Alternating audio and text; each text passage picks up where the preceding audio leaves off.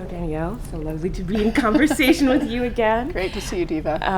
And I wanted to ask you about the talk that you're giving tonight, but just in general, I want to ask you this question about this notion of recovery and what you think the proper recovery, right, or the proper process of recovery is for the American notion of equality that you have described.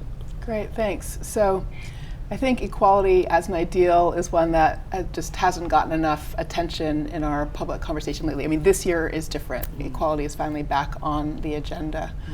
But I think that means we also have to learn how to talk about it again and think about when are we talking about economic issues, when are we talking about political equality, when are we talking about social equality, and how do those things connect to each other.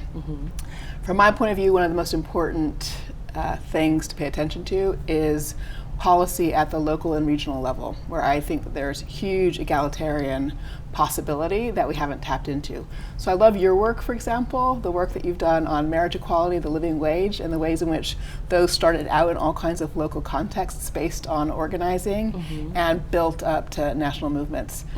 In your work, you held out marriage equality as an example because they did such a good job of shaping the conversation about equality, and you thought that the living wage movement hadn't done that. I see the living wage movement now building up to a national level, and so I'm a little curious what you think at this point. Would you change your evaluation about the living wage movement? I think the living wage movement is making incredible strides. But the living wage movement has always been really good at winning. That's part of the paradox, right, of the question that I investigate in the book. So, you know, the $15 minimums that we're seeing in cities around the country is an amazing, an amazing set of wins for the living wage movement. But I would still, and we do see the living wage as a concept more in popular discourse, but I would still love to, have the living wage and the way that we talk about it be less tied to dollar amounts and more about the concept of, that underlies the living wage, which is that if you work full time, you should be able to, live not in poverty. Right. And although people say that, I feel like the way that the fights are being won are usually tied to a kind of like tactical, a kind of dollar amount, kind of this is the level, right? Instead of talking about the larger idea, because the truth is that the level will always change, right? Well, so that connects to my argument, because one of the things that I'm trying to do is foreground the concept of political equality that I think we've lost sight of.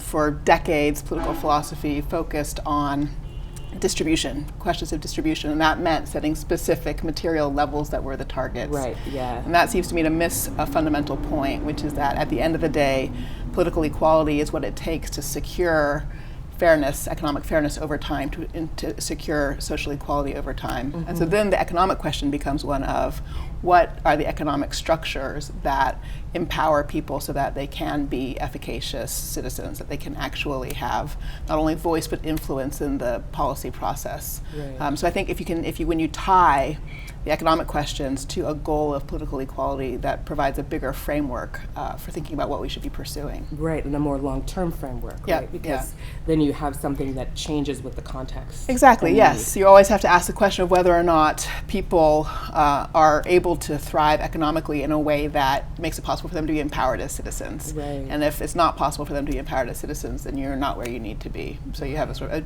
constant way of questioning how well you're doing. And how do you think about empowerment? What does that mean? It's a notion that focuses on the question of the kinds of capacities that people need in order to be politically efficacious. So is it almost like Amartya Sen's capabilities? It's hugely Amartya Sen's capabilities argument. So basically I take an awful lot from Amartya Sen and his capabilities arguments. I put a lot of emphasis on education, but I also put a lot of emphasis on economic opportunity. I think if you don't have a viable economic position and situation, it's very hard to have the space to consider public questions, to take a stand on public questions, and so forth. So in that regard, people do need a certain material level, adequate material level for being able to participate also. Absolutely, right. Well, thank you for the answer to this question. Sure. And for your time. I greatly look forward to speaking with you more. Well, it's great to see you, Deva. Thanks for having me.